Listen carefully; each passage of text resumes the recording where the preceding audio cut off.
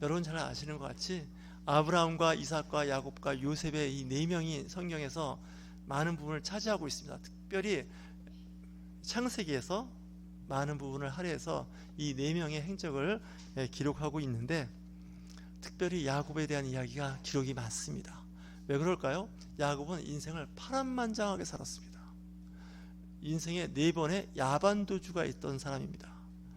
첫 번째는 오늘 말씀에 20년 전에 형을 속이고 아버지를 속여서 축복권을 가로챘습니다. 아버지는 이해했지만 형 에서는 그걸 용서할 수가 없어서 동생을 죽이려 할 때 그의 어머니가 리브가가 동생을 좀 잠깐 외삼촌 자기 오빠 집으로 피신을 시켜줍니다. 아마 리브가는 좀 지나면 단순 무식, 뒤끝 없는 저 에서가 용서할 것이라고 생각했던 거예요. 그랬는데 알고 보니까 그게 안 된 거죠. 상당히 먼 곳에 이제 가게 되죠. 그곳에서 외삼촌 집에서 처음 며칠 묵을까 했는데 그렇지 않았죠. 그곳에서 이제 눈이 딱 맞는 자매가 있었습니다. 사촌이긴 한데 거기서 라헬과 눈이 맞아서 연애하는 바람에 집에 갈 생각을 안 하는 거예요. 둘이 사귀고 있는데 한 달쯤 지났는데 드디어 장인이 될 외삼촌이 이야기합니다.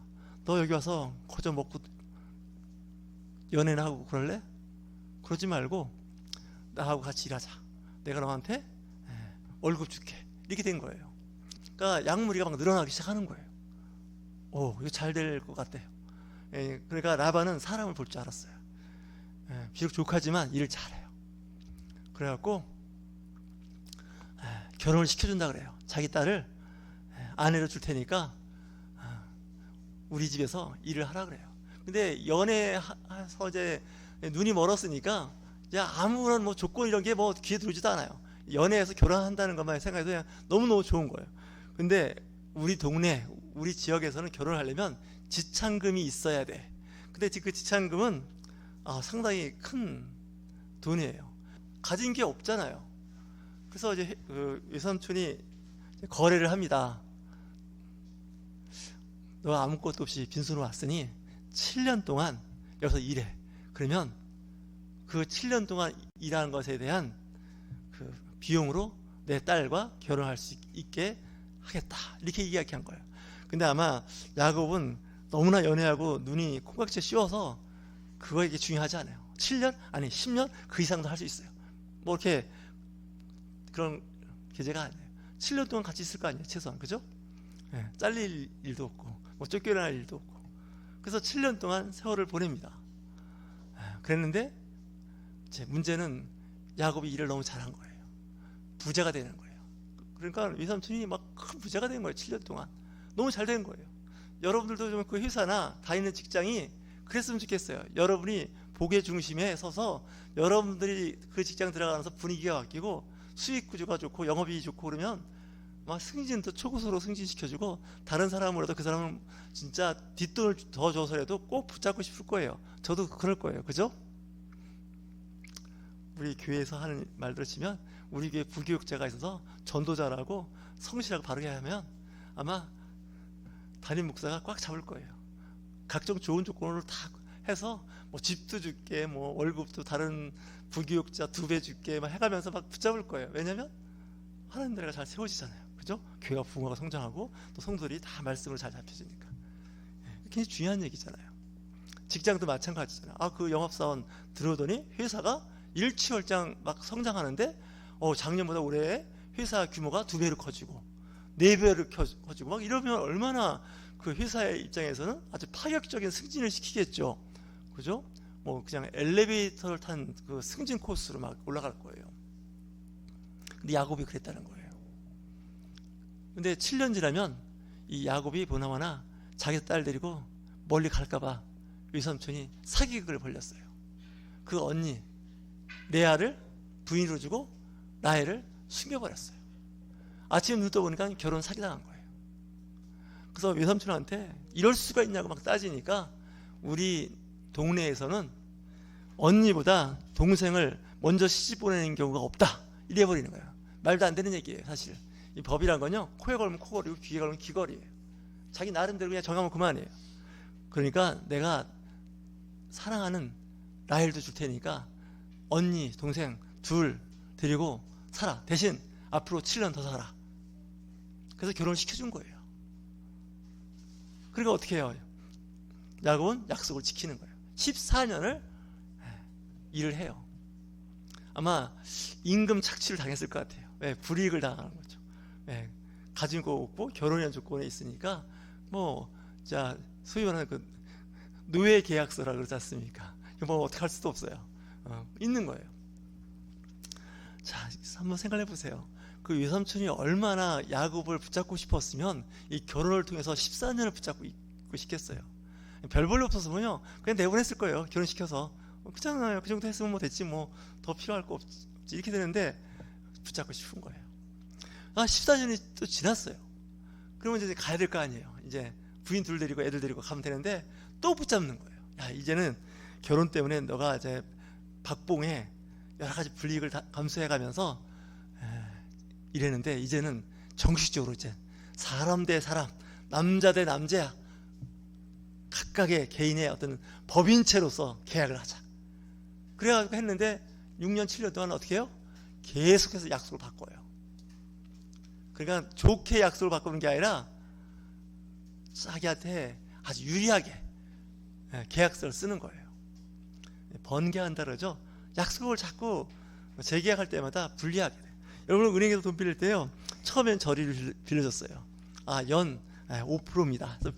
그 정도면 담보 괜찮았어요. 1년마다 재갱신해서 이제 그 뭡니까 변동금리를 적용시켰는데 그 다음에 갔더니 7% 달라 그래요. 이거 왜 이렇게 갑자기 2%나 더 올랐습니까? 했더니 변동금리라서 그 5%에서 2% 올렸습니다. 원칙하고 너무 이렇게 많이 빗나가지 않았습니까? 2%가 이렇게 되면 우리 못합니다. 그러면요 갚으시던지요. 은행이 그 얘기합니다. 그러면 갚으시라니까요. 못 갚잖아요. 그러니까 어떻게 해요? 할 수 없이 7% 내는 거예요. 그런 식으로 해마다 올리면요 이거 정말 쉽지 않아요. 여러분 그런 경험 있잖아요. 그죠? 처음에 담보대출에서 저리로 빌려줄 것처럼 빌려줘 놓고 1년마다 갱신할 때마다 어떻게 해요? 자꾸 올리는 거예요. 그리고 재계약할 때마다 무슨 또 그 금융 관련된 보험료를 내라가라고 거의 한 달치 이자를 또 받아야 하잖아요. 제가 왜 이런 얘기를 하냐면요 저도 그거 해봐서 알아요. 당해봐서 알아요. 처음에는 2.9%라고 해서 했더니 5% 6% 받는 거예요. 그러면 꼭 그래요. 싫으시면 언제든지 갚으시면 된다고. 꼭 라반 같은 분하고 그냥 사는 것 같지 않습니까? 인생이 그렇게 되잖아요. 근데 항상 은행은 손해보게끔 안 해요. 그죠? 채권자 입장에서 채무자한테 모든 그 금융에 대한 손실을 떠넘기면 떠넘겼지 내가 안겠다는 생각을 안 하는 것 같아요. 물론 안 왔다고 하는데 우리는 느낌이 없어요. 거기에 대한 잘 모르니까 속 내용을 모르니까 인생에 그런 일이 생겨요. 그래서 나중에 20년쯤 살아서 애들이 어느 정도 크면서 이제 안 되겠다 싶어서 야반도주를 하는 거예요. 그게 두 번째 야반도주예요. 외삼촌과 그 아들들이 3일 정도 따라와야 올 수 있는 거리에 있을 때 자기 식구들을 데리고 야반도주해요. 근데 3일 길이긴 한데 그 외삼촌과 그 아들들은 말을 타고 3일 거리를 추격해서 따라와서 추적하는 곳이 어디냐? 미스바예요.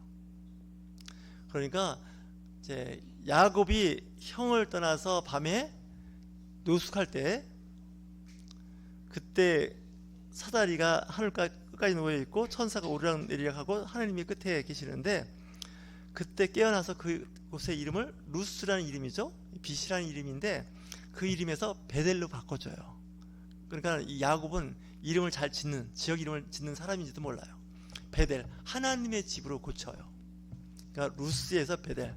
그 첫 번째 야반도주 할 때 겪었던 일이고 지금 두 번째 야반도주는 라반이 쫓아와서 너 이럴 수 있냐 이거예요. 인사도 안 하고 떠났냐? 내 손자들 손녀가 있지 않습니까? 디나 인사도 안 시키고 떠날 수 있냐? 이거 안 된다 해가지고 했는데 전날 밤에 하나님께서 꿈에 현몽해서 뭐라고 해요? 가부간에 따지지 말고 그의 생명에 손대지 말라고 하나님께서 천사를 통해서 말씀하시죠. 그런데 오늘 말씀의 배경에는 뭐냐면 세 번째 야반도주예요. 자, 이 문제가 심각한 문제가 뭐냐면 가다가 가나안 땅 지나갈 때 거기에 여러 부족들이 살잖아요. 그 부족들이 살고 있는 동네에 지나가다가 문제가 이제 발생을 하는데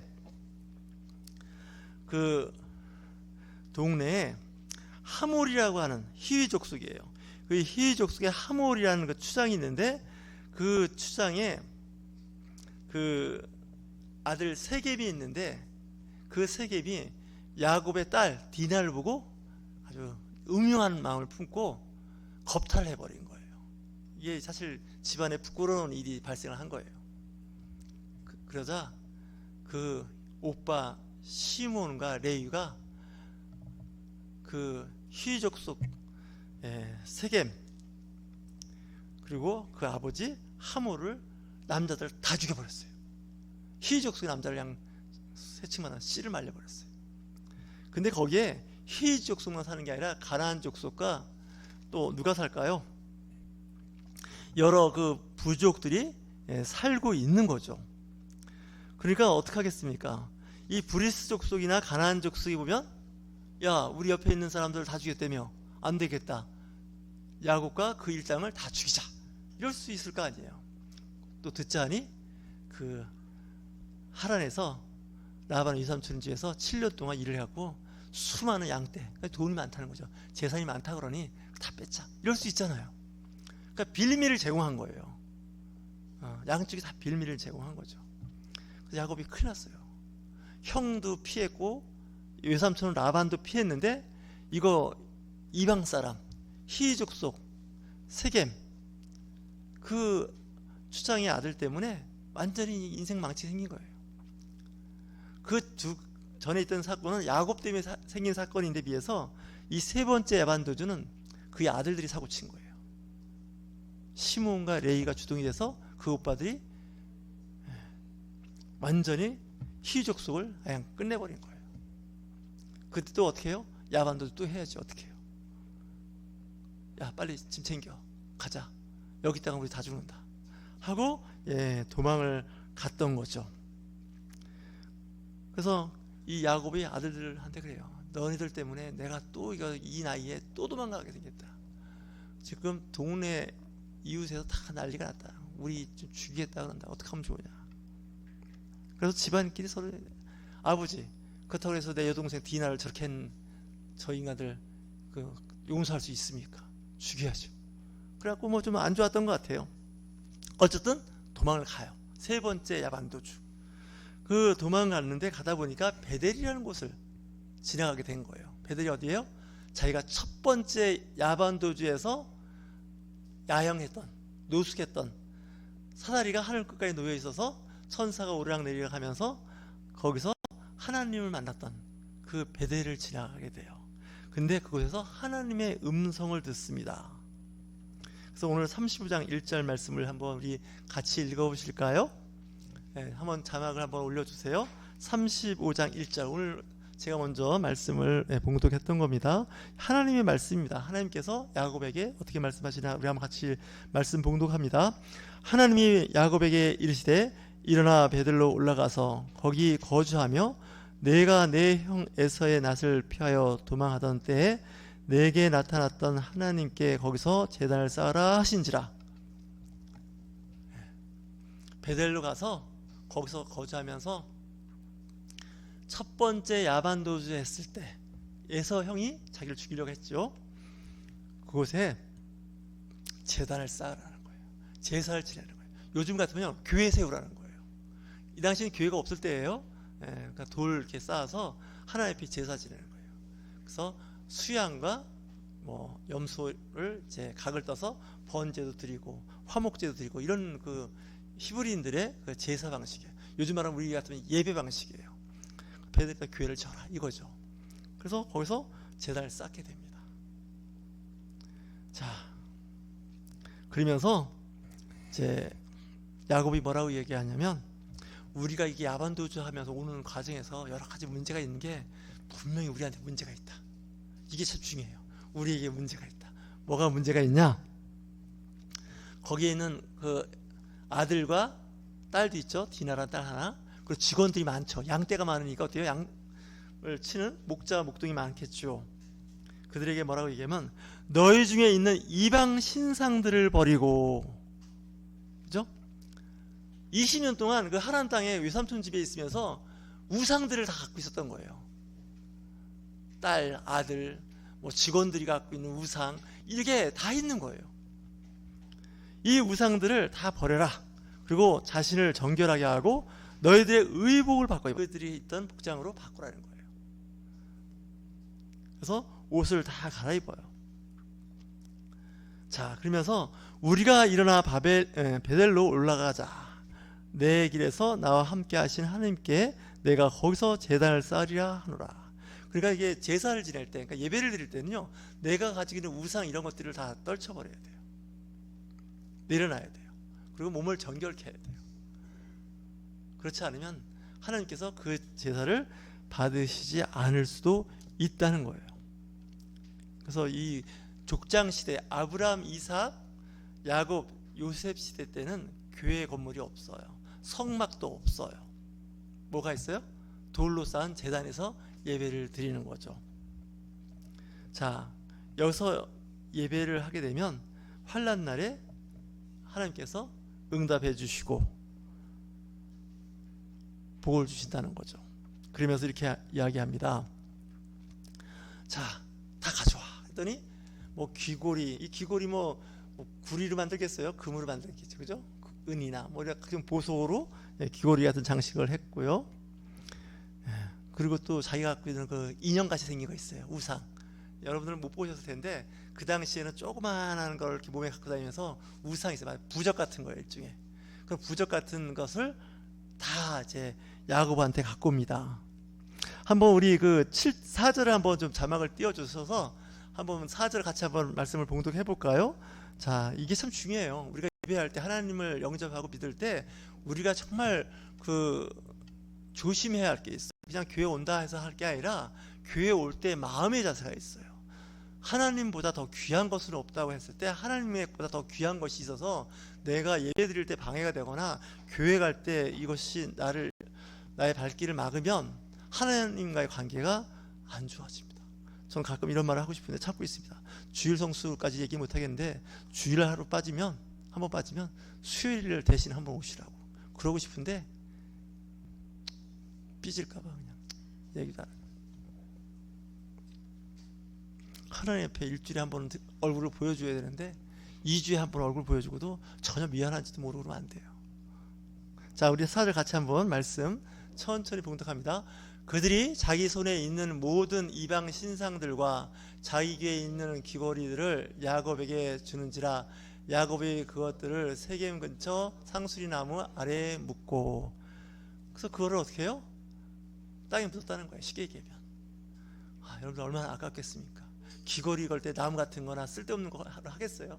아주 귀한 걸 귀걸이 했고 우상도 뭐 대충 했겠어요? 뭐 금박을 입혔던지 뭐 했겠죠. 뭐 금으로 왔던. 근데 이걸 다 어떻게 해요? 땅에 묻었다는 거예요. 그러니까 내가 하나님보다 더 우선순위에 있는 모든 것을 다 버렸다는 거죠.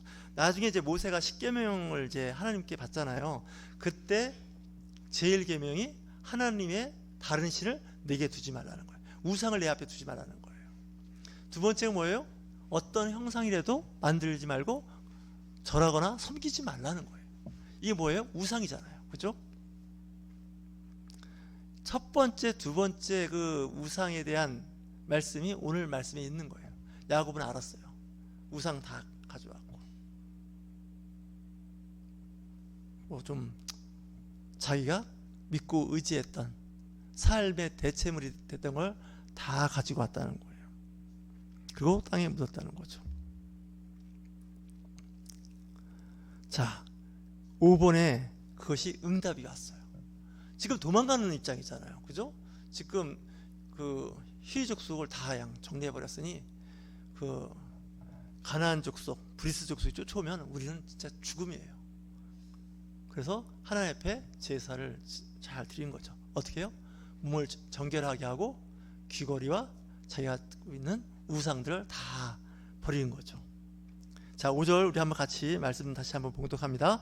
그들이 떠났으나 하나님이 그 사면 골들로 크게 두려워하게 하셨으므로 야곱의 아들들을 추적하는 자가 없었더라.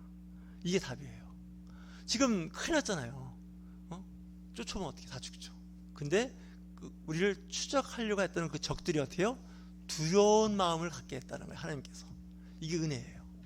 하나님은 사람의 몸도 창조하셨지만 마음까지 창조하셨어요. 그들의 마음을 두렵게 했다는 거예요. 그러니까 어떻게 해요? 추격하지 않는 거예요. 해하지 못하는 거예요. 야, 거기 또 따라갔다가 또 어떡하냐, 죽을지도 몰라. 두려운 마음이에요. 여러분, 전쟁할 때요, 군인들한테 가장 큰 미션이 뭔지 아세요? 사기예요. 사기가 충천해야 전쟁을 하지, 아무리 좋은 무기를, 첨단 무기를 가지고 있다 하고 훈련이 잘 돼 있다 하더라도요, 그 싸우려고 하는, 그죠? 그 사기, 용기가 없고 두려움, 겁이 많으면요, 전쟁 진 거예요, 이미. 그렇잖아요. 군이 두려워서 전쟁에 지금 패할지도 모른다는 그 겁을 먹으면 그 군인은 쓸데 없어요, 이미. 근데 하나님께서 그 마음을 넣어주셨다는 거예요. 그래서 야곱과 그 모든 사람들이 베델로 일게 되어서 그곳에서 제단을 쌓고 그곳을 엘베델이라고 불렀다 이야기하는 거 보면, 원래 그 지명이 베델이잖아요. 거기다 엘자를 하나 붙였어요. 엘은 하나님을 뜻하죠. 그래서 베델 하면 하나님의 집인데 그 앞에 또 엘을 붙였으니 어떻게 해요? 하나님의 베델, 이런 뜻을 갖고 있어요. 하나님의 집이란 뜻이죠. 얼마나 기뻤겠어요. 우리를 죽음에서 살려주신 하나님이에요. 전제 조건이 뭐예요? 제단을 쌓았다는 거예요. 그리고 내 몸과 마음을 정결케 했다는 거예요. 내 삶에서 하나님보다 우선순위 되는 것을 다 정리했다는 거죠. 그랬더니 정말 하나님께서 응답하셨다는 거죠. 인간의 생각으로 하면 답이 안 나와요. 정말. 은행에 아주 악성 채무가 있는데 은행 사람이 전화를 안 해요. 쉽게 얘기해서. 이번 정부가 어떻게 할지 모르겠는데 빚을 탕감해 준다니까 한번 기도해 보세요. 내 힘으로는 도저히 빚 못 갚는데 탕감해 줘. 아직까지 말들이 많아요. 그럼 성실하게 갚은 사람은 또 뭐냐, 바보냐, 이런 얘기도 있는데, 그분은 또 그분대로 잘하신 거지만 이 빚을 못 갚는 사람들 있잖아요. 평생 빚에 눌려서 살아야 할 수밖에 없는 사람도 있어요. 정말이에요. 로또 같은 그런 기회가 주어지지 않는 한 로또 당첨도 안 되는 거잖아요, 사실. 근데 또 혹시 압니까? 또 누군가 빚을 탕감해주는, 제일 좋은 건 국가가 재정이 좋아서 우리나라 모든 사람들 갖고 있는 빚을 다 탕감해주면 최고죠. 새로 시작하라고. 여러분, 이스라엘 사람들한테는 그런 제도가 있는 거 아십니까? 빚을 다 탕감해주는 제도가. 안식년, 희년, 그죠? 50년에 한 번, 7년에 한 번씩 어떻게 해요? 6년 지나고 7년째 다 탕감해줘요. 노예로 팔려왔던 사람들은 노예로부터 자유함, 빚진 사람은 빚을 갚는 게 아니에요. 그냥 탕감해주는 제도가 있어요. 너무 좋죠. 너무 좋은데 갖고 있는 사람은 그거가 되게 싫어요. 그죠? 아마 좀 이야기한다면, 이번 정부가 국민 1인당 얼마씩 몇십만 원씩 준대요. 그랬더니 어떤 지역에 어떤 사람들은 그 돈을 왜 주냐고, 또 이런 사람도 있어요. 우리 교인들은 다 받으면 좋다고 생각하는 분만 있는데, 어떤 분들은 쓸데없는 돈 줘갖고 나라 더 어렵게 한다는데, 그런 분들은 안 주면 돼요. 안 받겠다는 사람은 안 주면 되고, 받겠다는 사람만 주면 돼요. 그죠? 근데 그 사람들 또 그렇게 하면 뭐라 그래요? 안 주려면 다 안 줘야지, 누구는 주고 또 안 주냐고 또 그래요. 사람들이 생각이 다 달라요. 그죠? 근데 이 말도 맞고 저 말도 다 맞는 것 같은데, 정말 절실한 사람들이 있어요. 정말 절실한 사람들. 안 줘도 된다는 사람들은 기본이 돼 있는 사람들이 어쨌거나. 그죠? 근데 세상은 기본이 돼 있는 사람보다는 기본이 안 돼 있는 가난하고 힘든 사람이 더 많은 거죠. 물론 이런 걸 너무 자주 하면 안 되겠지만, 그래도 적당한 기간에 한 번씩은 그런 기회를 통해서 다시 한번 재부팅한다 그러죠. 컴퓨터 같으면 리셋하는 그런 기능이 있어야 돼요. 성경에는 리셋하는, 재부팅하는 그런 말씀들이 많이 있어요. 그거 안 지키면 하나님이 좋아하지 않아요. 자, 지금 야곱은 분명히 죄가 있어요. 첫 번째, 두 번째, 세 번째 다 야반두주할 때마다 문제가 있어요. 야곱한테 문제가 있어요. 그 집안에 문제가 있어요. 근데 하나님께서 나타나서 그 문제를 해결해 주시더라는 거예요. 본인이 스스로 해결할 수 있는 문제가 아니에요. 하나님께서 하신다는 거죠. 그래서 하나님을 믿는다는 것, 의지한다는 것, 그분을 섬기고 경배하고 찬양한다는 것은 그분을 신뢰하면서 도움을 받음을 우리가 인정하는 거예요. 많은 사람들이 그거 기도한다고 되겠니? 교회 다닌다고 되겠니? 헌금한다고 되겠니? 그렇게 얘기해요. 진짜 우리가 볼 때는 진짜. 하지만 믿음의 눈으로 보는 사람들은 다 가능해요. 그것을 알았던 사람은 야곱이에요. 그래서 하나님께서 나타나시잖아요. 우리는 왜 그걸 못 믿냐면요, 하나님께서 나타나셔서 말씀을 안 하세요. 하지만 제 목회자나 선교사나 교회 직분자를 통해서 하나님께서 말씀하시는 거죠. 저 여러분, 이 어려울 때 하나님의 제단을 쌓는 마음으로 나와서 기도하시면서 응답받으시길 주의 이름으로 축원합니다.